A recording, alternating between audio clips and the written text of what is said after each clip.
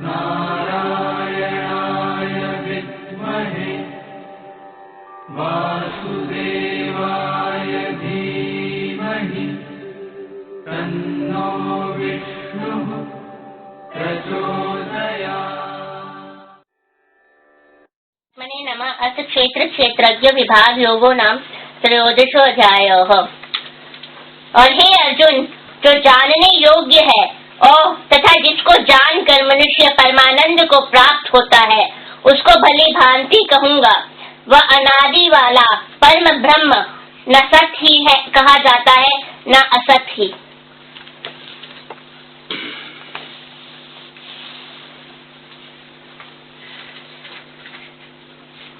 इस अध्याय में अभी तक के भगवान ने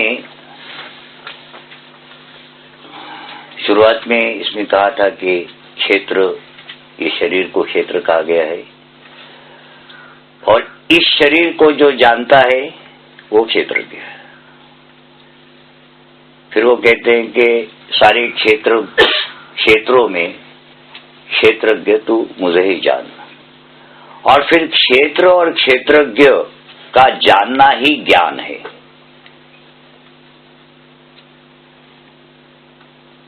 फिर उस ज्ञान पहले, फिर बाद में उन्होंने क्षेत्र का कैसे, जैसे 5 महाभूत, बुद्धि, अहंकार, मूल प्रकृति, 10 इंद्रियां, 5 उनके इंद्रियों के विषय, इस प्रकार से विभाजित ये प्रकृति कही, माने वो क्षेत्र। और फिर इनके विकार, तो इनके विकारों में वो हम लोग के जो राग, द्वेष, क्रोध, इच्छा, ये सारी बातें। उसके बाद क्षेत्र को जान लेने के बाद वो जो ज्ञान उत्पन्न होगा,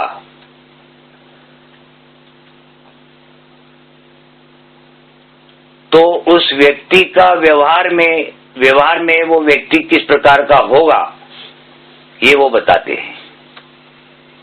क्षेत्र को जानने के बाद जो ज्ञान हुआ, उसके कारण से फिर उस व्यक्ति में परिवर्तन आएगा। तो परिवर्तन क्या क्या होंगे? तो उसमें वो व्यभिचार, दंभाचार, अहंकार, वो ममता, इसका न होना, इस प्रकार से फिर वो इसका न होना। और ये सारी चीजें तो समाज में प्रचलित है, इसके बिना तो समाज ही नहीं है।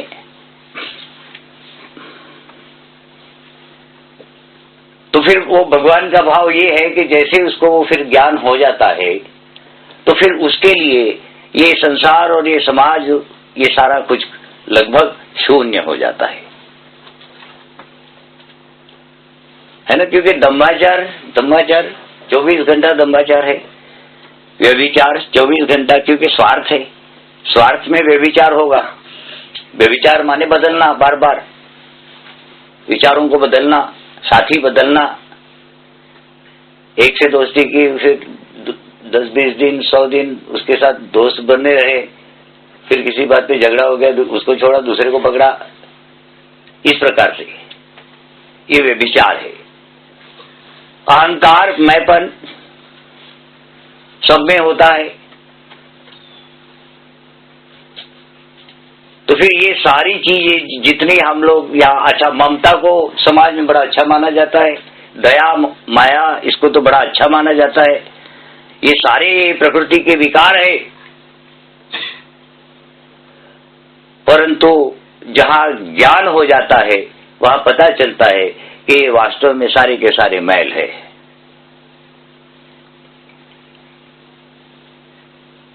और अगर आप खुद सोचो भी तो पता चलेगा कि अगर आप दया करके कोई काम करते हो संसार में, तो आप धोखा खाते हो।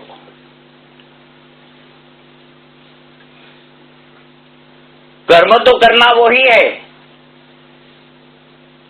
ऐसा तो है नहीं कि कोई दूसरा कोई कर्म करना है, कर्म तो वही करना है। एक वो दया करके किया हुआ कर्म और एक वो ज्ञान पूर्वक किया हुआ कर्म। वो दया करके किया हुआ कर्म में तो धोखा ही हो रहा है।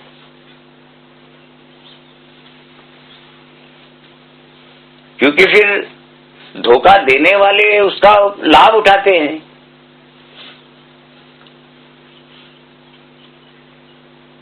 तो ठीक है ना, तो भगवान ने फिर अच्छा हम लोग कहाँ थे? हाँ, ये इस प्रकार से फिर ये ज्ञान की स्थिति बताई। ज्ञान हो जाने के बाद क्या स्थिति वहां होगी, और इसके बाद अब वो क्षेत्रज्ञ के बारे में बता रहे हैं। ठीक है ना, क्षेत्र के बारे में उन्होंने बता लिया। अब क्षेत्र को जानना ही जानना है। अब क्षेत्र को कैसे जाने जी?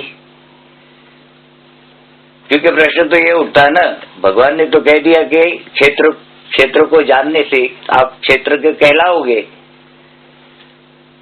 तो फिर अब ये क्षेत्र को कैसे जानना,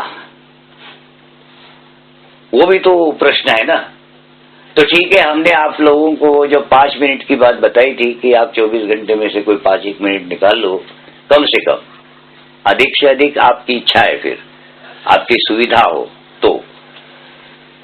तो उस 5 मिनट में आप जब बैठोगे एक जगह पर, तो बिल्कुल कहीं माने अपने आप को ढीला छोड़ दो। जबरदस्ती कुछ सोचो मत, जबरदस्ती ध्यान लगाने का प्रयास मत करो, और खाली बैठे रहो बिना हिले डुले 5 मिनट। आपके शरीर का कोई भी अंग हिले नहीं। तो इस साधना से फिर धीरे धीरे आप अंदर की तरफ झांकना शुरू कर दोगे। तो अंदर की तरफ जब झांकना शुरू कर दोगे तो फिर आपको ये सारे जो 5 महाभूत और ये सारा ये जितना भी गणन भगवान ने बताई, 5 महाभूत, बुद्धि, अहंकार, मूल प्रकृति, तो इसका आपको अनुभव होने लगेगा। अब अनुभव ऐसा माने क्या होने लगेगा? होने ये लगेगा कि आपको पता चलने लगेगा कि ये मन है, ये बुद्धि है, और ये विचार यहां से उत्पन्न हो रहे हैं उस 5 मिनट के साधना के अंतर्गत। इस प्रकार से ये प्रकृति को जानना, फिर आप में वो जो विकार आते हैं, विकार सहित जानना है। तो आप में जो विकार आते हैं, तो कौन से विकार है, और कौन से विकार फिर आपको आपके जीवन को परेशानी में डाल रहे हैं। क्योंकि विकार तो बहुत सारे हो रहे हैं, और कुछ तो प्रधानता से उभर रहे हैं, उसके कारण से इस संसार में व्यवहार संभव है। अगर वो विकार न हो और वो जो भाव आप में उत्पन्न हो रहे हैं और प्रधानता से उत्पन्न हो रहे हैं, वो उत्पन्न ही नहीं होंगे, तो आप व्यवहार कैसे करोगे? माने आपकी जब घड़न हुई थी तो इसमें अहंकार, सबसे पहले तो अहंकार था। उस अहंकार के कारण से ही घड़न हुई, मैंपन, प्रकृति की घड़न हो गई। अब उसको कैसे निकालोगे? वो कैसे जाएगा? वो तो घड़न में ही शामिल है ना। तो उसी प्रकार से दंभाचार, दिखावा, अब बिना दिखावे के कैसे जियोगे? क्योंकि सभी के स्वभाव में कुछ स्वभाव तो अच्छे और सही होते हैं, और कुछ तो ऐसे होते हैं कि जिसका आप प्रत्यक्ष नहीं करना चाहते हो। इसके कारण से क्या है कि समाज में आप जो वास्तव में हो वो बन करके नहीं मिलते हो किसी से भी। आप थोड़ा सा बन करके मिलते हो। आपका वो जो स्वभाव होता है एक विशेष प्रकार का, जो घर में वो उत्पन्न हो जाता है। हाँ घर जैसे पहुंच जाते हैं तो वो स्वभाव फिर वो ओरिजिनल में आ जाता है। परंतु जैसे ही बाहर निकल जाते हो तो उस स्वभाव पर आप नियंत्रण पा करके उसको दबा देते हो। हाँ, ठीक है ना। तो ये सारी चीजें जो भगवान ने बताई है यहाँ, और वो ममता पुत्र के प्रति और घर द्वार धन दौलत के प्रति ममता का न होना वगैरह, ये ज्ञान से ही संभव है इसे छूटना। वो एक मार्ग है।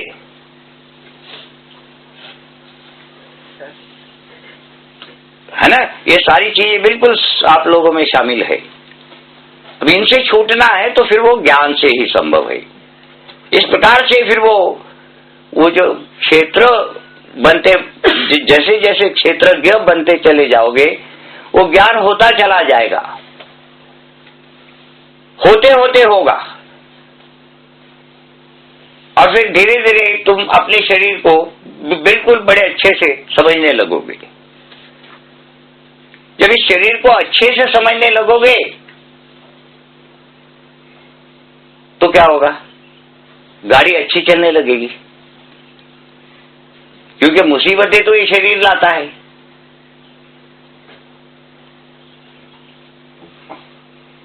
अब इस शरीर को आपने समझ लिया, माने जिस गाड़ी में आप बैठे हो उस गाड़ी का आपको सारा वो जो गियर और क्लच और वो सारा कुछ आपको मालूम हो गया, आपको उसका ऑपरेशन भी आ गया। अब आप गाड़ी जो उस गाड़ी को चलाओगे तो कैसे चलाओगे फिर उसको ज्ञान पूर्वक, और ज्ञान पूर्वक अगर चलोगे तो मंजिल पर तक जरूर पहुंचोगे।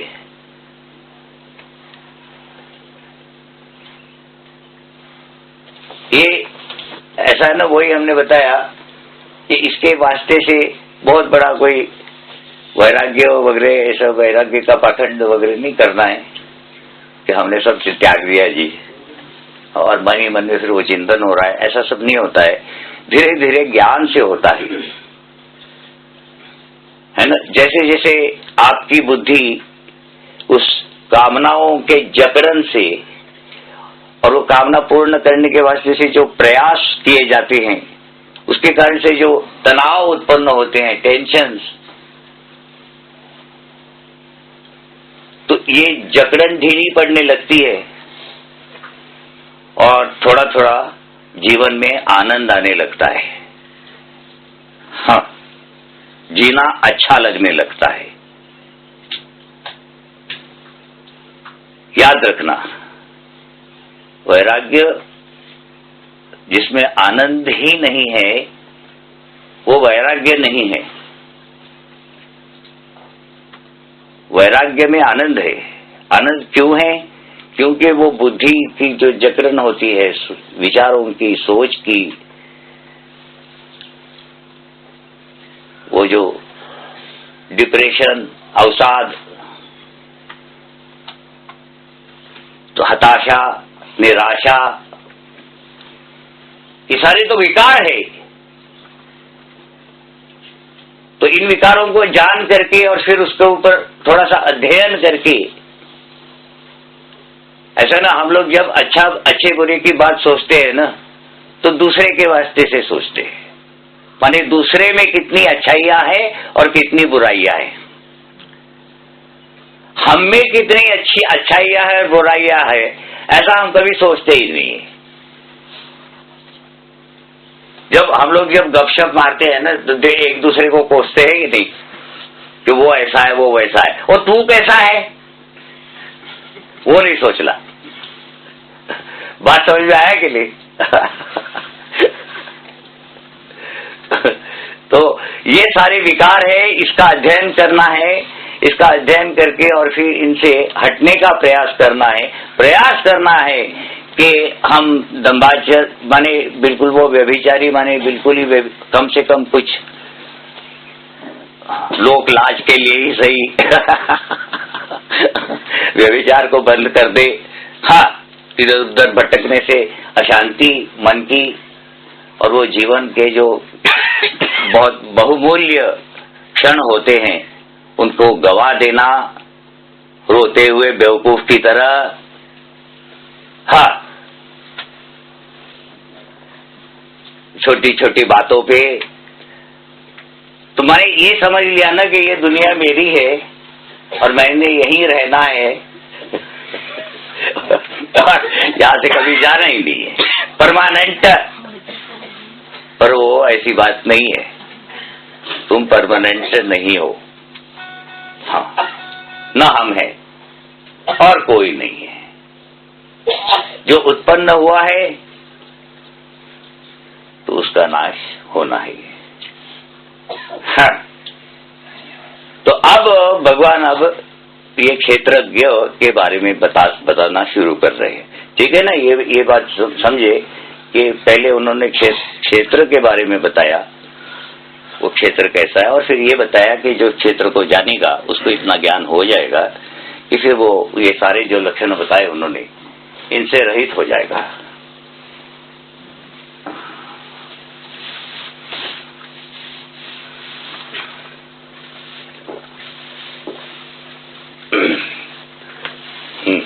फिर से पढ़ो इसको। और हे अर्जुन, जो जानने योग्य है तथा जिसको जानकर मनुष्य परमानंद को प्राप्त होता है उसको भली भांति कहूंगा। अब भगवान कहते हैं कि अर्जुन,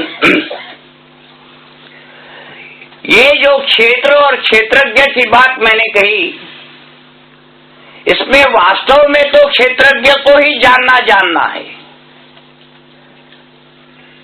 परंतु बिना क्षेत्र को जाने फिर क्षेत्रज्ञ का ज्ञान होना मुश्किल है।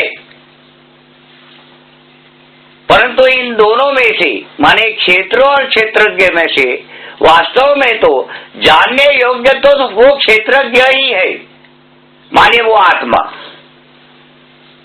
वो आत्म तत्व। माने ये प्रकृति, ये शरीर आपको मिला उस आत्म तत्व को जानने के वास्ते से।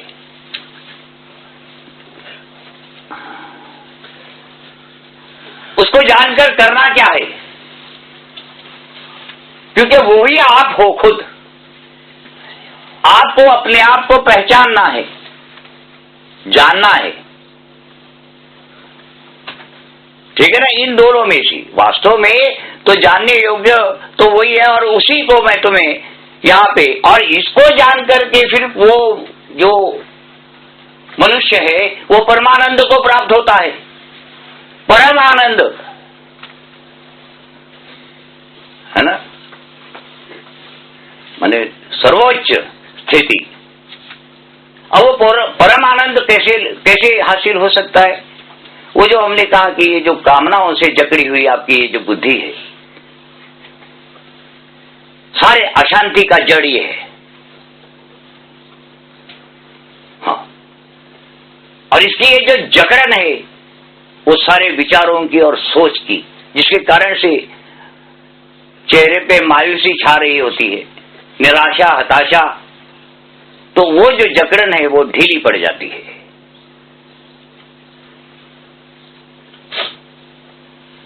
वहां फिर वो प्रकृति उस आत्मा को जानने योग्य बन जाती है। ठीक है ना? हाँ, आगे। वह अनादि वाला परम ब्रह्म न सत ही कहा जाता है न असत ही। अब वो कहते हैं कि अर्जुन, इस बात को मैं अब तुम्हें समझाता हूं कि ये जो जानने योग्य है वो, माने वो आत्मा, वो कहते हैं कि ये आत्मा तो है, इस प्रकार का है कि इसको समझाया नहीं जा सकता, न सत ही कहा जा सकता न असत ही कहा जा सकता। ठीक है ना?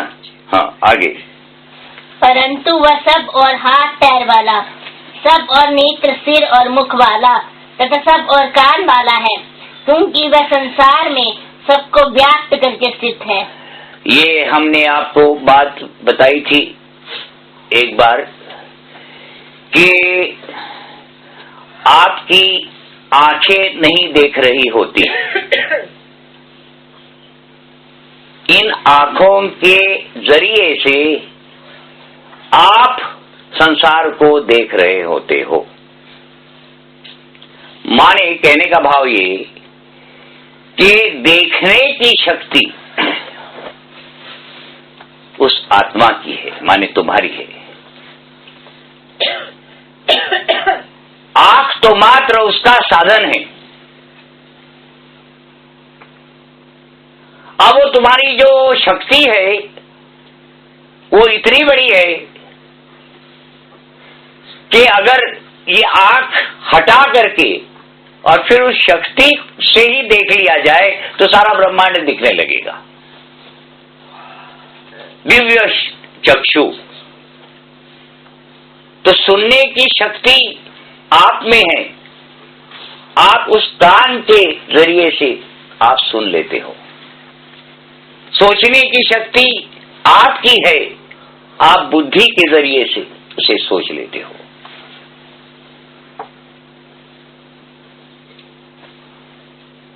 अब वो कौन सी बुद्धि? वो सूक्ष्म बुद्धि, वो बीज की बुद्धि। ठीक है ना?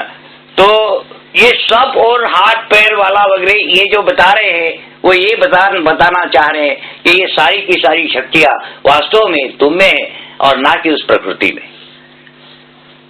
हाँ, और वह संपूर्ण इंद्रियों के विषयों को जानने वाला है, परंतु वास्तव में सब इंद्रियों से रहित है। हाँ, सारे इंद्रियों के विषयों को, 5 ज्ञान इंद्रिया, 5 उनके विषय, ठीक है ना, इन सारे विषयों को जानने वाला है। ठीक है, परंतु फिर भी सब इंद्रियों से रहित है, माने उसके न हाथ है न पैर है, न कोई इंद्रिया नहीं है, न आंख है न कान है। हाँ, तथा आसक्ति रहित होने पर भी, माने उसको कहने का भाव ये कि उसको इंद्रियों की आवश्यकता ही नहीं है, परिपूर्ण है वो। हाँ, बात समझ में आई ना? वो सारे कुछ कार्य कर सकता है बिना इंद्रियों के। ठीक है, आगे। तथा आसक्ति रहित होने पर भी सबका धारण पोषण करने वाला, आसक्ति रहित होने पर भी सबका धारण पोषण करने वाला, माने धारण पोषण करता है लेकिन इसके बदले में कुछ नहीं चाहता। आसक्ति रहित, जिसकी कोई आसक्ति नहीं, कोई चाहत नहीं, और इसके बावजूद भी वो धारण कर रहा है, पकड़ के रख रहा है, होल्ड करके रख रहा है, और फिर पोषण भी करता है। माने संसार चल सके इसके उपाय करता है और इसके बदले में चाहता कुछ नहीं है। वो भगवान ने पीछे कहा ना, मेरी इन कर्मों में स्पृहा नहीं है, इस वास्ते से इन कर्मों के बदले में न तो मुझे पाप लगता है न पुण्य लगता है, इसीलिए तू मुझे अकर्ता ही जान। वो भी करता है। हाँ, 9th में। ठीक है। हाँ। और निर्गुण होने पर भी गुणों को भोगने वाला है, और निर्गुण होने पर भी गुणों को भोगने वाला है, परंतु गुणों में रह करके भी गुणों से अलिप्त है। ठीक है, गुणों में ही रहता है वो, परंतु फिर भी उन गुणों से अलिप्त है।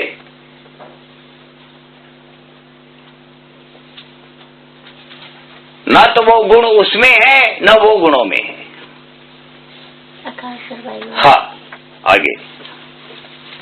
तथा वह चराचर सब भूतों के बाहर भीतर परिपूर्ण है और चर अचर रूप भी वही है।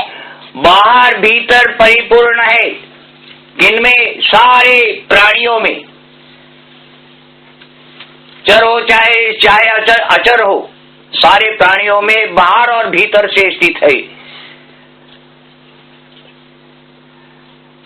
बाहर और भीतर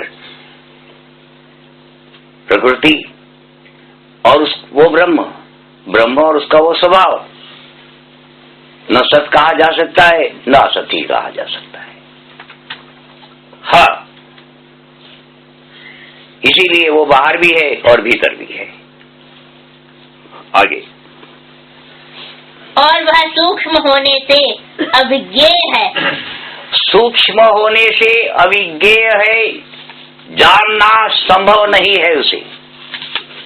अविज्ञेय जिसे जाना नहीं जा सकता। सर्व सामान्य क्रियाओं से, सर्व सामान्य क्रियाओं से इस प्रकार से उसे नहीं जाना जा सकता। कोई विशेष योग में आ जाता है व्यक्ति, तब तो फिर उसी को जानना उसका लक्ष्य बन जाता है। हाँ, तथा अति समीप में और दूर में स्थित वही है। अति समीप में माने एकदम पास में, और दूर भी वही है। माने यहाँ भगवान ने आपको विकल्प दिया, ऑप्शन। आप चाहे हमसे दूर रहो, चाहे हमसे पास रहो। हाँ, इच्छा आपकी। ये ऑप्शन है। हाँ हाँ, जैसा वो भाव है ना जी। हाँ, अब जो 24 घंटा भगवत भाव में ही रमा हुआ है, तो उसके तो बिल्कुल ही पास में है वो। और जो व्यक्ति ये सोचता है मुझे भगवान की आवश्यकता ही नहीं है, तो ठीक है भाई, चल भाई चला, तो भगवान दूर रहता है, फिर झंझट में पड़ता नहीं है। फिर जी ले जितना जी सकता है, ठोकर लगे तो आ जाना फिर। हाँ हाँ, तथा वह परमात्मा विभाग रहित एक रूप से आकाश के सदृश परिपूर्ण होने पर भी। एक मिनट, फिर से इसको पढ़ो। तथा वह परमात्मा विभाग रहित, विभाग रहित जिसका विभाजन नहीं हुआ, वन पीस। हाँ, एक रूप से आकाश के सदृश परिपूर्ण होने पर भी, आकाश के समान परिपूर्ण होने पर भी, जिस प्रकार से आकाश पूर्ण है होगा ही, जहाँ कुछ है ही नहीं वहाँ आकाश है, वहाँ आकाश है, परिपूर्ण है वो, कहीं भी देख लो। हाँ, आकाश मिलेगा। चराचर संपूर्ण भूतों में विभक्त सा स्थित प्रतीत होता है। हाँ, विभाग रहित होने पर भी चराचर भूत प्राणियों में विभाजित सा दिखाई प्रतीत होता है। माने अब तुम में एक आत्मा, इसमें एक आत्मा, इसमें एक आत्मा, हम में एक आत्मा, अलग अलग जगह पे आत्माएं दिखाई दे रही है ना? परंतु वास्तव में वो विभाग रहित है, वन पीस है। ये तो मात्र ऐसा दिखता है, ऐसा लगता है कि ये इसका भाग हो चुका है, वास्तव में इसका विभाग नहीं है। हाँ, देखो, परिपूर्ण आकाश के समान, तो आकाश में जब कोई चीज आ जाती है तो उतना आकाश जो है हाँ उसका भाग हो जाता है, ठीक है ना? परंतु जैसे वो हट जाएगी, आकाश फिर से एक जो है एक हो जाता है। इस प्रकार से हाँ। तथा वह जानने योग्य परमात्मा विष्णु रूप से भूतों का धारण पोषण करने वाला। कौन सा है श्लोक? श्लोक नंबर हाँ, वह जानने योग्य परमात्मा विष्णु रूप से भूतों को धारण पोषण करने वाला। विष्णु रूप से भूतों का धारण पोषण करने वाला सगुण ब्रह्म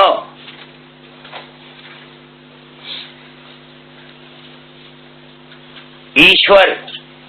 हाँ, आगे। और रुद्र रूप से संहार करने वाला। रुद्र रूप से संहार करने वाला, कोई भी चीज उत्पन्न हुई उसका नाश करना आवश्यक। तथा ब्रह्मा रूप से सबको उत्पन्न करने वाला है। और ब्रह्मा रूप से मैं सबको उत्पन्न करने वाला ब्रह्मा जी, सगुण ब्रह्म सारे। पहला विकार, ठीक है ना। तो ये जो पहला विकार बताया, ब्रह्मा विष्णु और महेश, ये सारे सगुण ब्रह्म, सत्वगुण रजोगुण और तमोगुण के प्रभाव से। हाँ, फिर आगे आगे वो है 14th अध्याय में फिर उसी का। और वह पर ब्रह्म ज्योतियों का भी ज्योति एवं माया से अत्यंत परे कहा जाता है। वह पर ब्रह्म ज्योतियों का भी ज्योति एवं माया से अत्यंत परे कहा जाता है। माने वो ब्रह्म और वो उसकी प्रकृति, वो प्रकृति से अत्यंत परे माने प्रकृति का लेश मात्र अंश भी उसमें नहीं हो, बहुत हट करके, बिल्कुल हट करके। ठीक है ना। वह परब्रह्म ज्योतियों का भी ज्योति अत्यंत प्रकाशित एवं माया से अत्यंत परे कहा जाता है।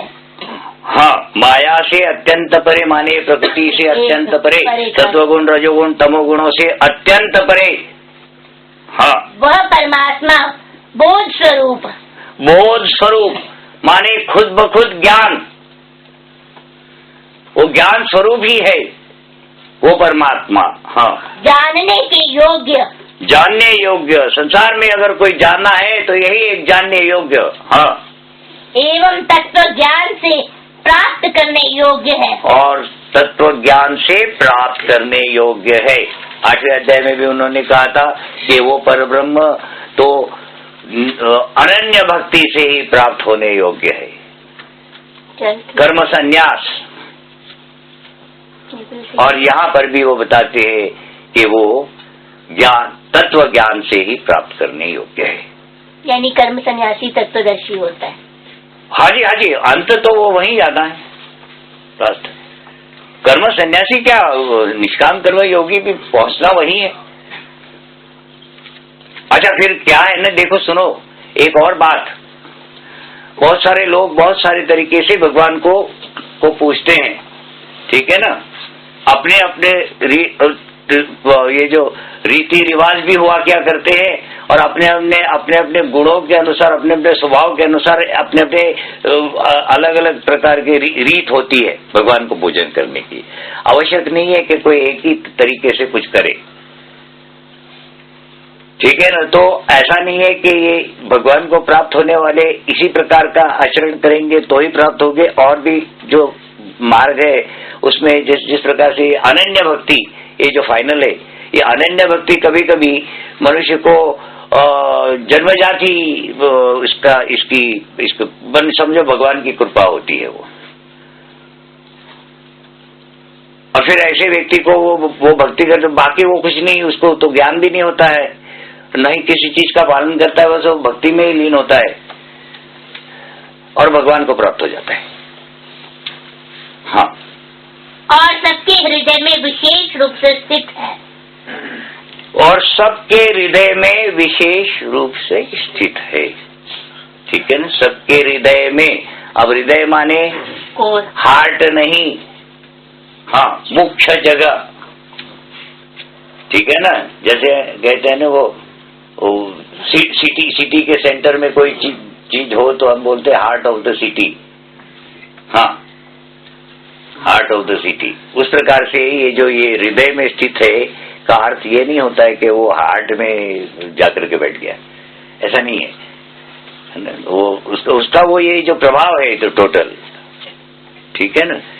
तो है सबके हृदय में, माने मेन कोर जिसके कारण से जीवन है, जिसके कारण से ये सूर्य प्रकाशित हो रहा है और उस सूर्य के प्रकाश से हम लोग प्रकाशित हो रहे हैं। ठीक है ना? तो वो ऐसी जगह बैठा है जहाँ बिल्कुल हार्ट, हृदय है। हाँ। हे अर्जुन, इस प्रकार क्षेत्र तथा ज्ञान और जानने योग्य परमात्मा का स्वरूप संक्षेप में कहा गया। इस प्रकार क्षेत्र तथा ज्ञान, है ना, क्षेत्र को जानना और फिर उससे से वो ज्ञान उत्पन्न हो जाना, और जानने योग्य परमात्मा का, जानने योग्य परमात्मा आत्मा, ठीक है ना, सेल्फ रियलाइजेशन संक्षेप में कहा गया है वो शास्त्रों में।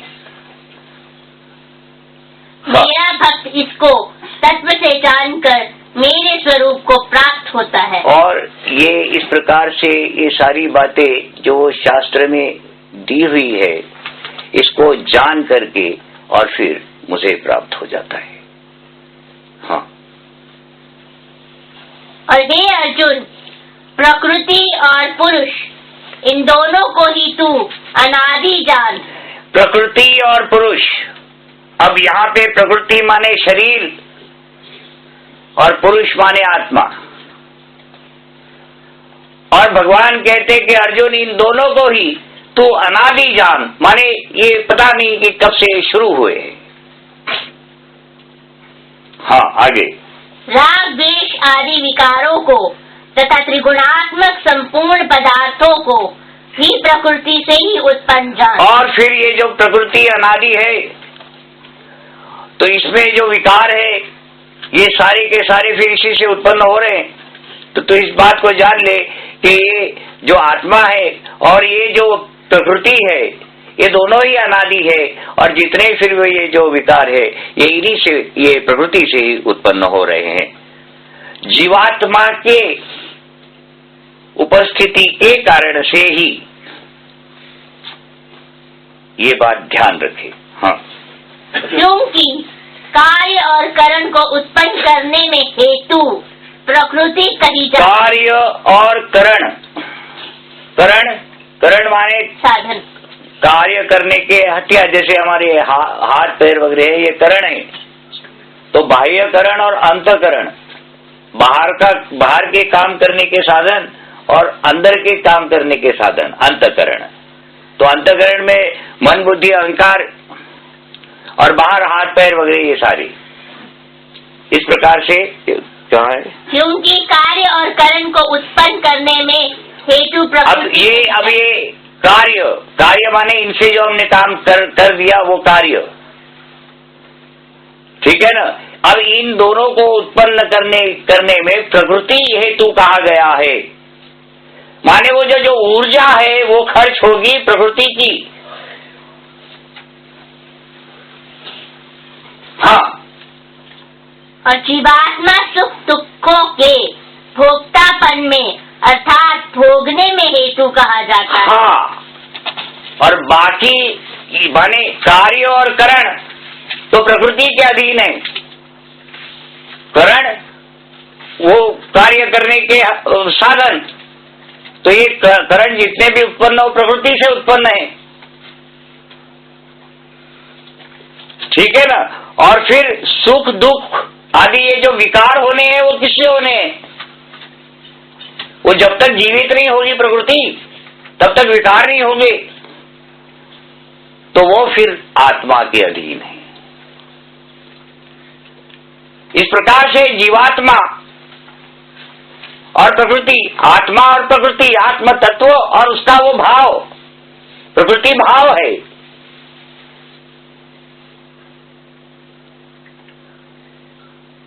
ये दोनों मिल करके इस संसार की घटन हो जाती है। हाँ। परंतु प्रकृति में स्थित ही पुरुष प्रकृति से उत्पन्न त्रिगुणात्मक पदार्थों को भोगता है, और इन गुणों का संग ही इस जीवात्मा की अच्छी बुरी योनियों में जन्म लेने का कारण है। हाँ जी, प्रकृति में स्थित ही पुरुष प्रकृति से उत्पन्न त्रिगुणात्मक पदार्थों को भोगता है।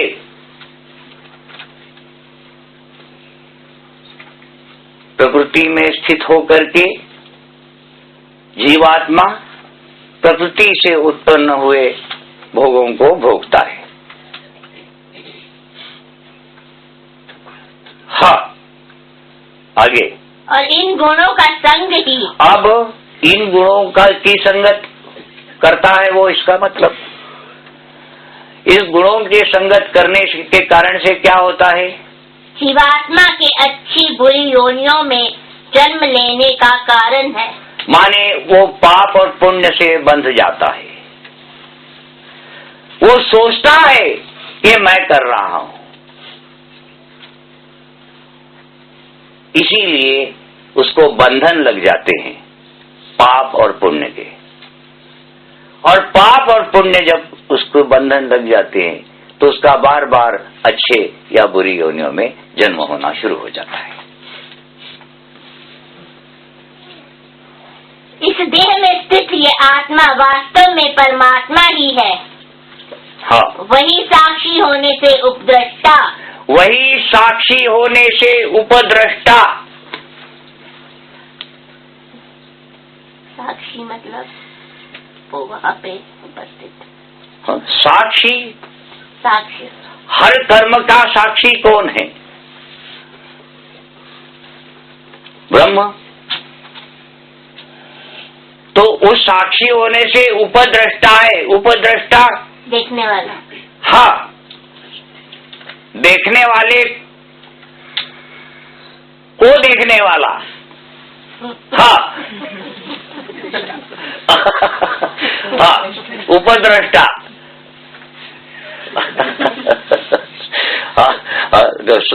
सोचने वाली बात है, देखने वाले को देखने वाला। हाँ हरी। हाँ, और यथार्थ सम्मति देने वाला, यथार्थ सम्मति देने वाला, परमिशन सही होने से अनुमंता। सही परमिशन तो वहीं से आती है हर कर्म के वास्ते से, परंतु अज्ञान है, इसके कारण से वो उसकी मान्यता ही नहीं हो पाती। स्थूल शरीर तक आते आते वो विलीन हो जाती कहीं सम्मति। हाँ हाँ, वो वहाँ पहुंच ही नहीं पाती है।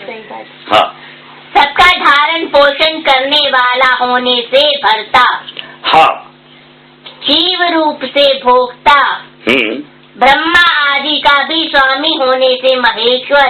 अब जीव रूप से भोक्ता है ना, जीव रूप से वो ब्रह्म भोक्ता बन गया, माने भोग रहा है उसके उस परा प्रकृति के जरिए से। वो मार्ग है भोगने का, ठीक है ना, क्योंकि आत्म तत्व में तो विकार होते ही नहीं है, और जिसमें विकार नहीं होते वो भोगेगा कैसे? तो यहाँ ये बताते हैं कि जीव रूप से हूं मैं, माने वो जो जीव था भावनात्मक, वो जो बीज है उसको जो प्रकाशित कर दिया है वो मैंने कर दिया है, और फिर वो जीव जो है वो वास्तव में वो भोगने वाला है। आत्मा अज्ञान के कारण से ये सोच में पड़ जाता है कि वास्तव में मैं भोगता हूं, मैं करता हूं, ये अज्ञान के कारण से ये बात आने लगती है। हाँ, ब्रह्मा आदि का भी स्वामी होने से महेश्वर, हाँ, और शुद्ध सच्चिदानंद घन होने से परमात्मा, ऐसा कहा गया है। ठीक है, माने आप ये बात तो समझ में आई ना कि चाहे आप विष्णु का पूजन कर लो, चाहे शिव जी का कर लो, चाहे ब्रह्मा जी का कर लो, ठीक है ना, अगर आप उनके स्वरूप को पूजते हैं तो आप स्वरूप को प्राप्त हो जाते हो, और अगर आप उनके पीछे के उस पर ब्रह्म को पूज लेते हो तब तो उस ब्रह्म को प्राप्त होकर के फिर कभी न लौटने वाले गति को प्राप्त हो जाते हो।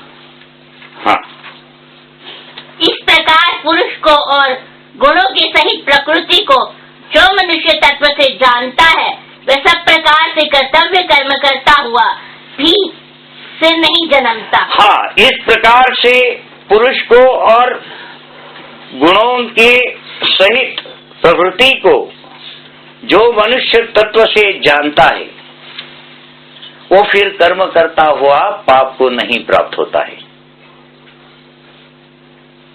भाव ये कि वो कुशल कर्मा बन जाता है, माने उसे अब कर्म करने की रीत ठीक प्रकार से मालूम हो चुकी है। वो कर्म तो करता है परंतु न तो पाप को प्राप्त होता है न पुण्य को प्राप्त होता है, इसीलिए फिर वो अपने शरीर को त्यागने के बाद ब्रह्म को प्राप्त हो जाता है। हाँ। हे अर्जुन, उस परम पुरुष परमात्मा को कितने ही मनुष्य तो शुद्ध हुई सूक्ष्म बुद्धि से ध्यान के द्वारा हृदय में देखते हैं, अन्य कितने ही ज्ञान योग के द्वारा और दूसरे कितने ही कर्म योग के द्वारा देखते हैं अर्थात प्राप्त करते हैं। हाँ, भगवान कहते हैं कि ये इस परमात्मा को कितने ही मनुष्य तो शुद्ध हुई सूक्ष्म बुद्धि से ध्यान योग में देखते हैं।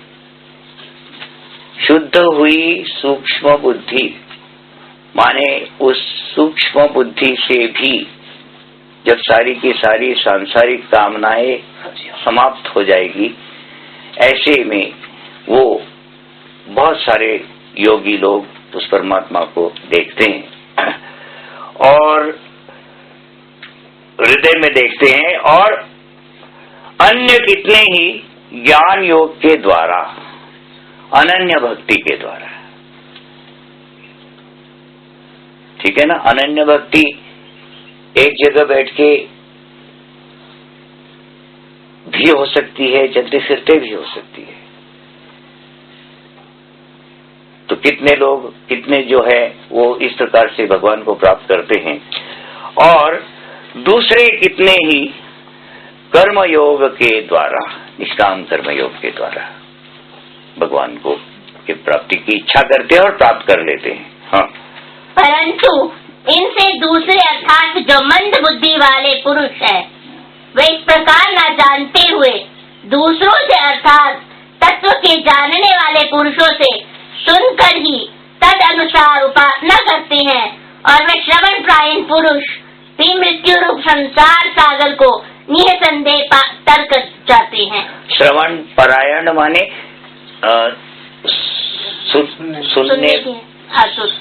सुनने पर आधारित, हाँ, सुन करके फिर वो ज्ञान हासिल करने वाली।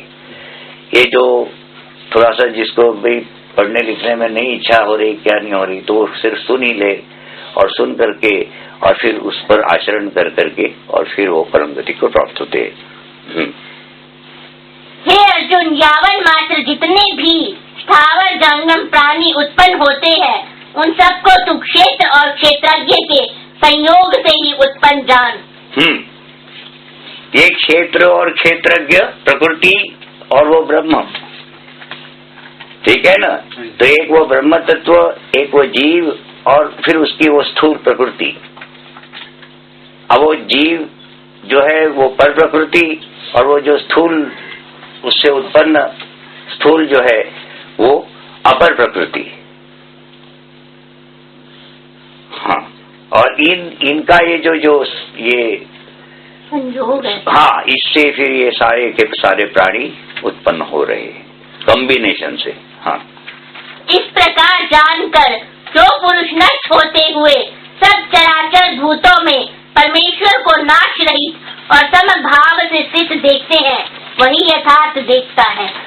हाँ, अब ये भगवान ने वो प्रकृति का ज्ञान दिया, अब इस प्रकार से भगवान अब उस ब्रह्म तत्व का ज्ञान दे रहे हैं, और फिर वो कह रहे हैं कि इस प्रकार जानने पर, अब किस प्रकार जानने पर, परमेश्वर को नाच ये जो जितनी भी ये जो स्थितियां है कौन सी के ये प्रकृति और इन जो जीवात्मा, इन दोनों के मिलन से संसार उत्पन्न है। इस प्रकार से इस बात को जान करके जो पुरुष नष्ट होते हुए सब चराचर भूतों में परमात्मा को विभाग रहित और समभाव से देखता है, नष्ट होते हुए संपूर्ण प्राणियों में। वो परमात्मा को विभाग रहित देख रहा है, नाश रहित। हाँ, नाश रहित। तो ठीक है, वो जान रहा है कि ये मात्र प्रकृति ही प्रकृति में बरत रही है, ना तो वास्तव में कोई मर रहा है और ना ही कोई जन्म ले रहा है। जो कुछ है वो परमात्मा है। हाँ, और परमात्मा नाश रहित है, उसमें विकार ही नहीं है, इसलिए वो नाश रहित है। आगे, क्योंकि जो पुरुष सब में समभाव से स्थित परमेश्वर को समान देखता हुआ अपने द्वारा अपने को नष्ट नहीं करता, अपने द्वारा अपने को नष्ट नहीं करता माने कोई ऐसी हरकत नहीं कर लेता है कि जहाँ उसको बहुत ज्यादा कोई पाप लग जाए, पुण्य लग जाए, इस प्रकार की हरकत नहीं करता है। अपने आप को नष्ट करना माने पाप को प्राप्त होना। हाँ, इससे वह परम गति को प्राप्त होता है। हाँ, माने वो अपने आप को इस प्रकार से बचा करके अपने आप को वो उस गंतव्य तक पहुंचा ही देता है। और जो पुरुष संपूर्ण कर्मों को सब प्रकार से प्रकृति के द्वारा ही किए जाते हुए देखता है और आत्मा को अकर्ता देखता है, वह यथार्थ देखता है। हाँ, देखो एक बात याद रखना, ये सारी जितनी भी बातें हैं ये बिल्कुल बहुत ऊंचे स्थिति में जब वो पहुंचेगा वो तो वहाँ उस इस प्रकार के सारे अनुभव करेगा। ठीक है ना, तो अपने आप को इसमें एकदम से डाल के मत देख लेना। ये है थोड़ा सा माने जो ये समझाया न जा सकने, समझाई न जा सकने वाली स्थितियां है ये अप्रमेय। हाँ, अप्रमेय। क्योंकि जो पुरुष सब में समभाव से स्थित परमेश्वर को समान देखता हुआ, सब में समभाव से स्थित परमेश्वर को समान देखता हुआ, हाँ, अपने द्वारा अपने को नष्ट नहीं करता, कोई ऐसी हरकत नहीं कर देता है कि जिससे कि उसका जीवन का कोई नुकसान हो, पाप लग जाए। ठीक है ना, इससे वह परम गति को प्राप्त होता है। अब क्योंकि जो पुरुष सब में समभाव से स्थित उस परमात्मा को समान देखता है, तो याद रखना ये काम करने के वास्ते से फिर वो सारा जो हम लोगों ने अब तक ये साधना जानी है वो सारी करनी होती है, तब यहाँ पहुंचा जाता है। ठीक है, कि हर एक में समान उस परमेश्वर को देखना, और फिर वो अपने आप को नष्ट नहीं करता। अपने आप को नष्ट नहीं करता माने कोई ऐसा ही कोई क्रिया नहीं कर बैठता है कि जिससे उससे बहुत बड़ी कोई पाप लग जाए। ठीक है ना, और इसी कारण से फिर शुद्ध होने लगता है, क्योंकि इस प्रकार की हरकतें बंद कर देता है वो जिससे कि पाप लगे, और इस कारण से फिर वो परम गति को प्राप्त हो जाता है। पर याद रखना इतने में माने वो सब करता हुआ चला आया है। हाँ, तब है, तब ये स्थिति है। हाँ, और जो पुरुष संपूर्ण कर्मों को सब प्रकार से प्रकृति के जो पुरुष संपूर्ण कर्मों को सब किसी भी सब प्रकार से प्रकृति के किए हुए मानता है, देखता है, वही वास्तव में यथार्थ को जान रहा है, देख रहा है। हाँ, और आत्मा को अकर्ता देखता है, वही यथार्थ देखता है। हाँ, न करता हुआ न करवाता, 9 द्वारों के शरीर में स्थित वो आत्मा। और जिस क्षण ये पुरुष भूतों के पृथक पृथक भाव को एक परमात्मा में ही स्थित तथा उस परमात्मा से ही संपूर्ण भूतों का विस्तार देखता है, वह उसी क्षण वह सच्चिदानंद घन ब्रह्म को प्राप्त हो जाता है। हाँ, क्या कहते हैं देखो, जिस क्षण वह पुरुष भूतों के पृथक पृथक भावों को एक परमात्मा में ही स्थित तथा उस परमात्मा से ही संपूर्ण भूतों को का विस्तार देखता है, संपूर्ण भूतों में परमात्मा को स्थित देखता है, हर एक में आत्मा, और सबकी उत्पत्ति उस परमात्मा से देखता है।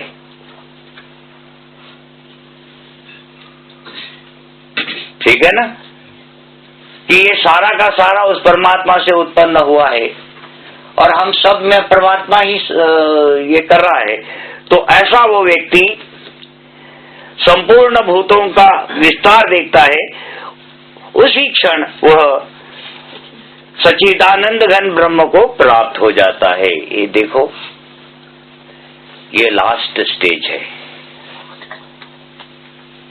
फाइनल स्टेज, जहां पर इस बात का भाव टोटल आपको लगभग दिखाई देता है। सब वो परमात्मा, उससे उत्पन्न ये सारा संसार, और संसार में स्थित फिर वो परमात्मा। ये होता है कब? जब वो अनन्य भक्ति होती है, और उस अनन्य भक्ति का जब क्लाइमेक्स होता है, वहां पर ही दिखाई देता है। तो तुम लोगों को थोड़ा इंतजार करना पड़ेगा। हाँ। हे अर्जुन, अनादि होने से और निर्गुण होने से यह अविनाशी परमात्मा शरीर में स्थित होने पर भी वास्तव में न तो कुछ करता है और न लिप्त ही होता है। हाँ, अनादि होने से, अनादि कि जिसका आदि मालूम नहीं है। हाँ। अंत की बात नहीं कि अनादि ही कहा है। हाँ। तो अनादि होने से और निर्गुण होने से, हाँ, क्या होता है? निर्गुण होने से ये अविनाशी परमात्मा शरीर में स्थित होने पर भी वास्तव में न तो कुछ करता है और न लिप्त ही होता है। हाँ, अनादि है, निर्गुण है, शरीर में स्थित है, पर वास्तव में न तो कुछ करता है न करवाता है, न लिप्त होता है वो किसी चीज, न उसको पाप लगता है न पुण्य लगता है। हाँ। जिस प्रकार सर्वत्र व्याप्त आकाश सूक्ष्म होने के कारण लिप्त नहीं होता, वैसे ही देह में सर्वत्र स्थित आत्मा निर्गुण होने के कारण देह के गुणों से लिप्त नहीं होता। देखो क्या क्या उदाहरण दिया है भगवान ने। जिस प्रकार सर्वत्र व्याप्त आकाश, आकाश माने खाली जगह, शून्यता, इंफिनिटी, ठीक है ना।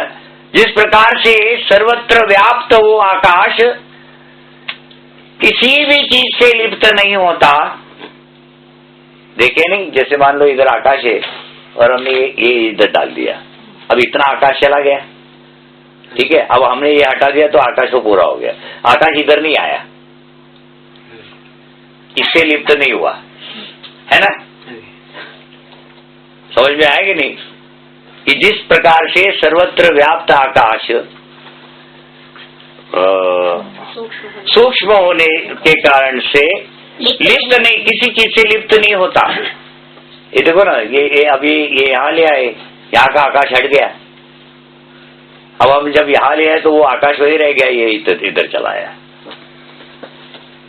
है ना। ये लिप्त नहीं होता। उसी प्रकार से पढ़ो आगे। सर्वत्र स्थित आत्मा निर्गुण होने के कारण देह के गुणों से लिप्त नहीं होता। सर्वत्र स्थित आत्मा इस देह में निर्गुण होने से वो इन गुणों से लिप्त नहीं होता। आत्मा हट गया, गुण वहीं रह गए। जैसे इसको हटा लिया हमने, आकाश वहीं रह गया, आकाश वहीं रह गया। घोटाला तो नहीं हो गया इसमें? हुआ है। अच्छा। वो अभी आवाज किया कुछ, वो हमने उठाया तो तब याद आया कि तुम लोगों को रखा है। अच्छा। हे अर्जुन, जिस प्रकार एक ही सूर्य इस संपूर्ण ब्रह्मांड को प्रकाशित करता है, एक ही सूर्य जिस प्रकार से इस संपूर्ण ब्रह्मांड को प्रकाशित करता है, उसी प्रकार से एक ही जीवात्मा इस संपूर्ण शरीर को प्रकाशित कर देती है। हाँ, वो माने वो ऐसा नहीं है कि इधर एक अलग जीवात्मा इधर एक अलग जीवात्मा, ऐसा नहीं है। वो एक ही जीवात्मा संपूर्ण शरीर को प्रकाशित कर देती है, ठीक है। इस प्रकार क्षेत्र और क्षेत्रज्ञ के भेद को तथा कार्य सहित प्रकृति से मुक्त होने को जो पुरुष ज्ञान नेत्रों द्वारा तत्व से जानते हैं वे महात्मा जन परम ब्रह्म परमात्मा को प्राप्त होते हैं। इस प्रकार से भगवान कहते हैं कि ये क्षेत्र और क्षेत्रज्ञ का ज्ञान प्राप्त हो करके और फिर वो परम परमात्मा को प्राप्त हो जाते हैं। हाँ, ओम तत्सदिति। ओम तत्सदिति श्रीमद् भगवद गीता सुपनिषत्सु ब्रह्म विद्यायां योग शास्त्रे श्री कृष्ण अर्जुन संवादे क्षेत्र क्षेत्रज्ञ विभाग योगो नाम त्रयोदशो अध्यायः। हरि ओम तत्सत्, हरि ओम तत्सत्, हरि ओम तत्सत्।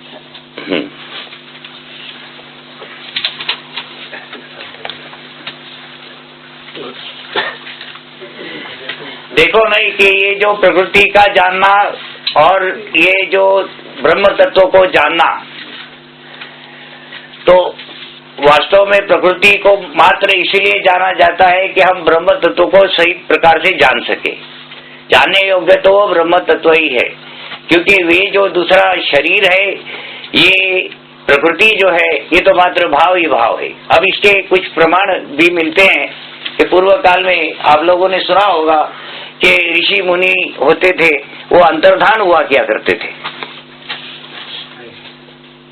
है ना। एक जगह खड़े खड़े उन्होंने ध्यान से आंख बंद कर दी, ध्यान से एकदम चुगान में खड़े हुए। हाँ, फिर वहां गपशप लगाई, अपना कुछ खरीदा वरीदा, अपना ढनाएंगे भेजो, वापस इधर आ गए। तो इस प्रकार से तो अंतर्धान होने की जो प्रक्रिया है, फिर वो भाव का अभाव करना है ना। ऐसा ना, शरीर भाव है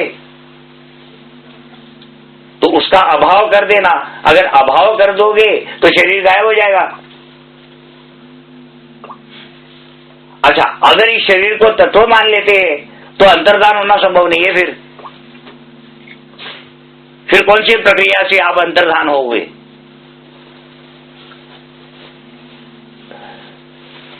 बात समझ में आएगी नहीं। इसलिए शरीर जो है ये उस ब्रह्म का ही भाव है। और वास्तव में ये अभी ये जो आपका होता है, क्या करते हैं आप लोग? कर्म करते हैं। कर्म करते हैं तो फिर उस प्रकार का वो भाव उत्पन्न होता है और वो रह जाता है, होते होते होते बीज बन जाता है भावनात्मक। और वही फिर वो सारी की सारी वो फिर वासनाएं होती है। सारा काम ही काम है, कामनाएं, हजार किस्म की कामनाएं, और उसके फिर वो वासनाएं, और फिर वो बाहर की तरफ भागना। उस स्थूल रूप जो है ये जो है ये उस समय वो बन जाता है जब वो ये भावनात्मक है शरीर।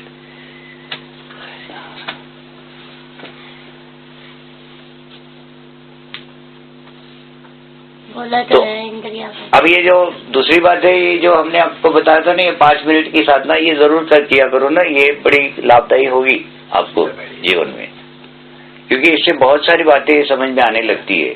सबसे बड़ी बात यह है कि अपने आप को जानना कि क्या प्रयास होने लगता है फिर हमारे शरीर को, खुद को, कि मेरा स्वभाव क्या है, कहाँ से क्या प्रॉब्लम हो रहा है, क्यों हो रहा है, कहाँ इम्प्रूवमेंट करनी चाहिए, कैसे जीवन को ठीक ठाक चले, ये सारा कुछ देखना होता है। लक्ष्यों की बात है, लक्ष्य कौन सा है? लक्ष्य अगर ब्रह्म है और माने वो तो जन्म का उद्देश्य है, तो फिर आप उद्देश्य को जब आप उद्देश्य का जब पीछा करते हो तो फिर आप में उतनी हिम्मत आ जाती है, आप में बहुत सारी बातें, बहुत सारे गुण आ जाते जी आप में। फिर तो सही लक्ष्य को अगर निर्धारण करके और फिर सही मार्ग अगर आपको मिल जाए तो क्या बात है, जीने का वो बड़ा अच्छा एक मजा आने लगता है। आनंदमय जीवन है वो, अज्ञान का जीवन और ज्ञान का जीवन बहुत बड़ा अंतर है। अनजाने में आप कदम उठाते हो और जान करके कदम उठाते हो, बहुत फर्क है इस प्रकार से। तो इसीलिए ज्ञान जरूर हासिल करें, जरूर इसको सुने, समझे, समझने का प्रयास करें, तो ये आपके जीवन में बड़ा काम आएगा, बड़ा काम आएगा।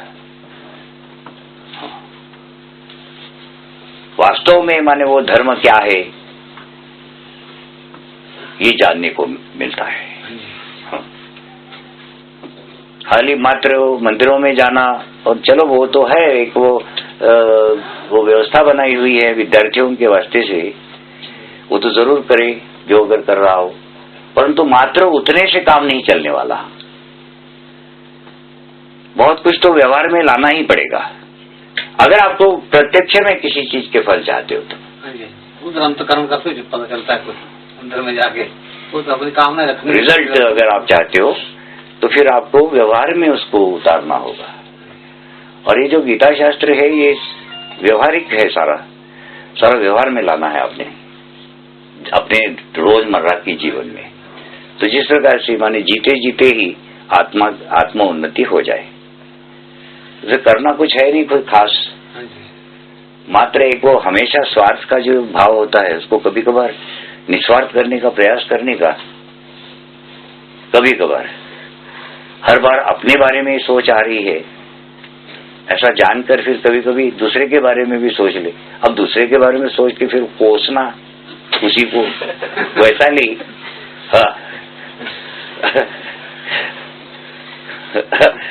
हाँ, अच्छाई बुराई जाननी है चलो, तो दूसरे की अच्छाई बुराई जानते होते हैं, अपनी नहीं। हम कितने अच्छे और हम कितने बुरे हैं वो बात नहीं जानते। दूसरा कितना अच्छा और कितना बुरा है उसकी चर्चा होती है कि नहीं? हम लोग जब भी बैठते हैं गपशप मारने, इसको कोसते नहीं है, तो सच बोलो वासी। तो इसीलिए ये ठीक है, थोड़ा साधना वाधना करे, अच्छा जीवन को सफल बनाए जी। मानव जीवन मिला है ना, इसको एक चांस है, बहुत बड़ा चांस है, इसको न गवाएं।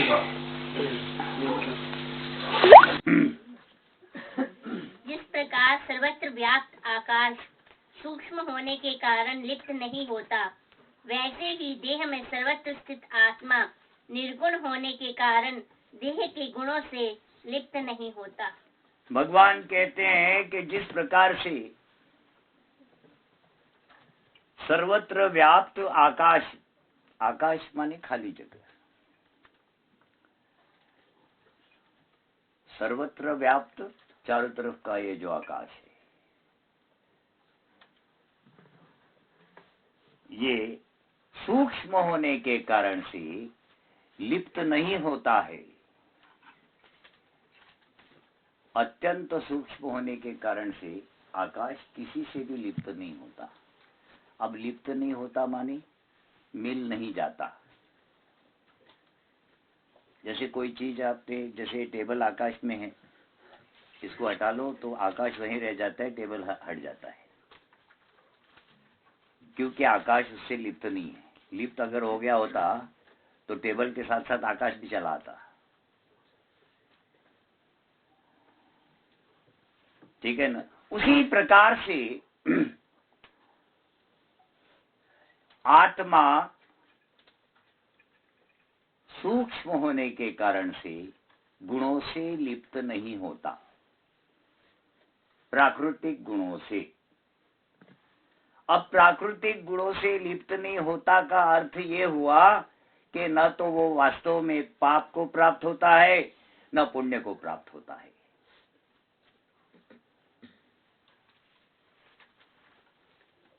हाँ, जब लिप्त ही नहीं होता है तो पाप कहाँ और पुण्य कहाँ?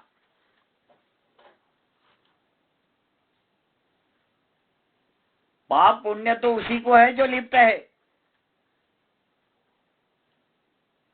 वो तो प्रकृति के उन तीन गुणों से लिप्त ही नहीं होता है। जब लिप्त नहीं होता है तो न तो वो पाप को प्राप्त होता है न पुण्य को प्राप्त होता है। वो तो मात्र सोचता है कि मैंने किया, इसी वास्ते से उसको ऐसा लगता है कि मुझे पाप लगा और पुण्य लगा। वास्तव में उसको न तो पाप लगता है न पुण्य लगता है। आगे। हे अर्जुन, जिस प्रकार एक ही सूर्य इस संपूर्ण ब्रह्मांड को प्रकाशित करता है, उसी प्रकार एक ही आत्मा संपूर्ण क्षेत्र को प्रकाशित करता है। जिस प्रकार से सूर्य, अब सूर्य एक तारा है ना, और पृथ्वी एक ग्रह है। ग्रह और तारा में अंतर क्या है? तारा स्वयं प्रकाशित होता है और ग्रह प्रकाशित नहीं होता, वो उस तारे से प्रकाशित होता है। जिस प्रकार से एक ही सूर्य संपूर्ण ब्रह्मांड को प्रकाशित करता है। अब ब्रह्मांड में 14 लोक आए, उन सारे 14 लोकों को जिस प्रकार से एक ही सूर्य प्रकाशित करता है, उसी प्रकार से एक ही आत्मा, एक ही आत्म तत्व संपूर्ण शरीर को प्रकाशित कर देता है। ये जो शरीरों में प्रकाश देखने में आ रहा है, वो उस हृदय में स्थित उस आत्मा का है। हाँ, माने आत्मा जहां कहीं भी स्थित है, वो उस शरीर का हृदय है। हाँ, ये ध्यान में रखना। हाँ, आगे। इस प्रकार क्षेत्र और क्षेत्रज्ञ के भेद को तथा कार्य सहित प्रकृति से मुक्त होने को जो पुरुष ज्ञान नेत्रों द्वारा तत्व से जानते हैं, वे महात्मा जन परम ब्रह्म परमात्मा को प्राप्त होते हैं। इस प्रकार से क्षेत्र और क्षेत्रज्ञ के भेद को अब देखो, इस ग्रंथ में जो लेखक है उन्होंने नोट दिए हुए नीचे,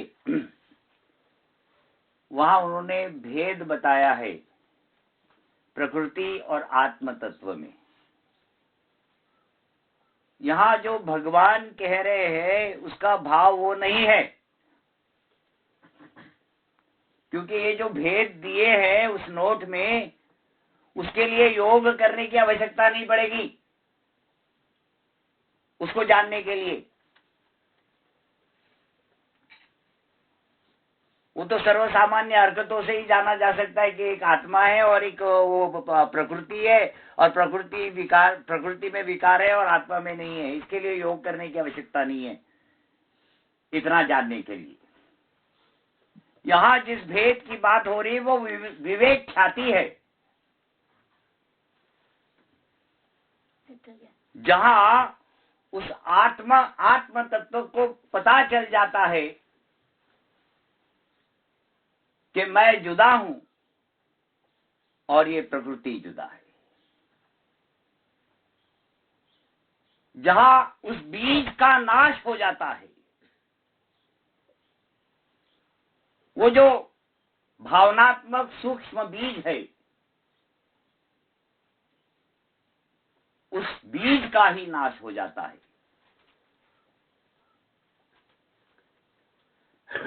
वहां वो क्षेत्रज्ञ को पता चलता है कि वास्तव में मैं ही ब्रह्म हूं।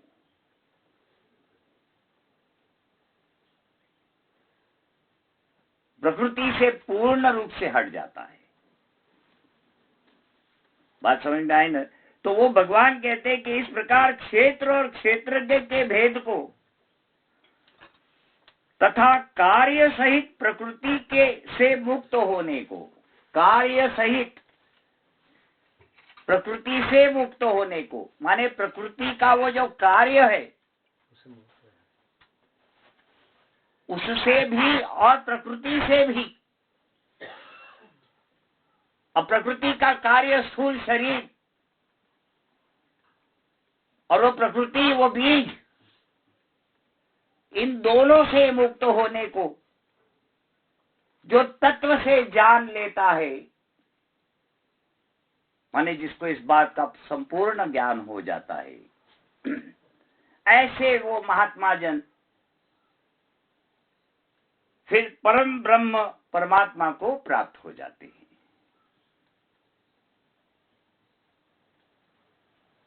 ठीक है ना? तो इस अध्याय में भगवान ने सबसे पहले क्षेत्र और फिर उसको जानने वाले को क्षेत्रज्ञ, इस प्रकार से शास्त्रों में कहा गया है, सब अर्जुन को बताते हैं वो। और फिर साथ साथ में क्षेत्र के को विस्तार से बताते हैं, 5 महाभूत, मन, बुद्धि, मूल प्रकृति, इस प्रकार से। और फिर कुल मिलाकर के भगवान कहते हैं कि क्षेत्र और क्षेत्रज्ञ, इन दोनों के भेद को जो योगी तत्व से जान लेता है, वो फिर परम गति को प्राप्त हो जाता है। अच्छा गुरु, ये ब्रह्म बन जाता है और परमात्मा को प्राप्त होता है। हाँ, एक ही बात है। अच्छा, ऐसा है ना कि जब आपको ये पता चल जाता है कि मैं तो प्रकृति से बिल्कुल जुदा हूं और लिप्त नहीं हो रहा हूं, ब्रह्म तो लगभग अंदर ही तो है। मैं तो ब्रह्म ही हूं। ब्रह्म ही है, ब्रह्म ही तो परमात्मा। ऐसा ना, वो स्वरूप स्थिति है ना, मेरे स्वरूप को प्राप्त होना माने मेरे जैसा बन जाना। हाँ, तत्व ज्ञान की अनुभूति किस प्रकार की होती है? उस तत्व को जान गए आप। जैसे हमने बताया कि 2 एटम हाइड्रोजन के और 1 एटम ऑक्सीजन का,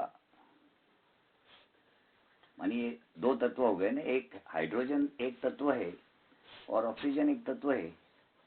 अब इन दोनों का मेल हुआ तो एक मॉलिक्यूल बन गया H2O, पानी। अब आप पानी को जब देखते हैं तो आपको क्या ज्ञान होता है? आपको ज्ञान ये होता है कि जी ये, इससे आप कपड़े धो सकते हैं, तो इससे प्यास बुझती है, तो इससे भोजन बनाया जा सकता है। इस प्रकार से ये एक सामान्य ज्ञान है, ठीक है ना। तो जब आप उसको टेस्ट करते हो तो ये भाई इसका ये टेस्ट है, ये सामान्य ज्ञान हुआ। फिर आपको जब पता चला कि ये 2 तत्वों से बना हुआ है, हाइड्रोजन और ऑक्सीजन के, तो ये विज्ञान हो गया, है ना। और फिर जब आपने हाइड्रोजन का भी अभ्यास कर लिया और ऑक्सीजन का भी अभ्यास कर लिया तो वो तत्व ज्ञान हो गया। उन तत्वों को जान लिया। सिंपल बात है ना। हाँ, उनमें संपूर्ण ज्ञान हो गया ना फिर वो। नहीं तो तत्व ज्ञान माने क्या? संपूर्ण ज्ञान, आदि से अंत तक। हाँ, सब मालूम हो गया, सारे राज खुल गए।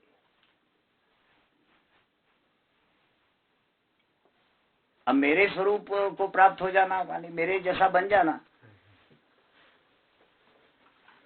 तो स्वरूप स्थिति में आ जाना, खुद क्या हो अपने आप को पहचान लेना, सेल्फ रियलाइजेशन, परम गति। अब उसको किसी ज्ञान की आवश्यकता नहीं है, वो तो ब्रह्म खुद बन गया। हाँ, उसको ना देवयान के आने आएगा लेने और ना पितृयान आएगा, वो तो खुद ब खुद ब्रह्म बन गया, वो बीज टूट गया। ज्ञानी जैसे उन्होंने बोला, ज्ञानी जैसे मेरा स्वरूप है। हाँ हाँ हाँ, तो फिर वो